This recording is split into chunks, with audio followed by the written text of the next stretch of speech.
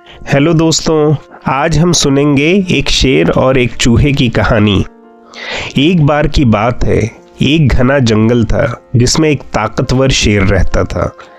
एक दिन शेर दोपहर के वक्त सो रहा था, तभी एक छोटा सा चूहा वहां से गुजरा।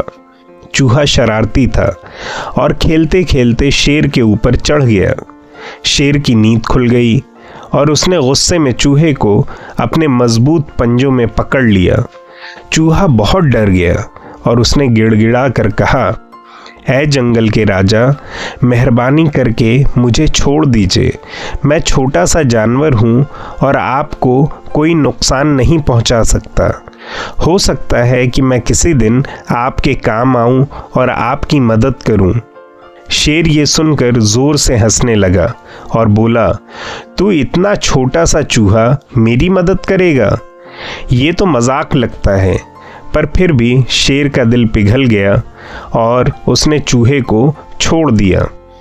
कुछ दिन बाद वही शेर जंगल में शिकारियों के बिछाए जाल में फंस गया।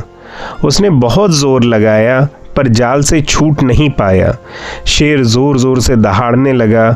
उसकी दहाड़ सुनकर वही चूहा वहां आ गया।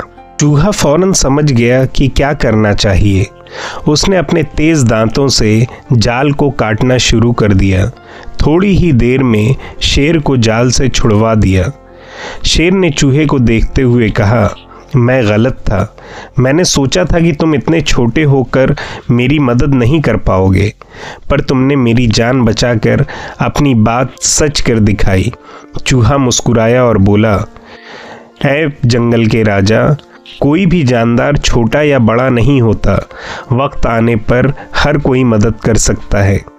ये कहानी हमें ये सीख देती है कि किसी को उसकी बनावट और ताकत के हिसाब से कमज़ोर नहीं समझना चाहिए। हर किसी की अपनी अहमियत होती है।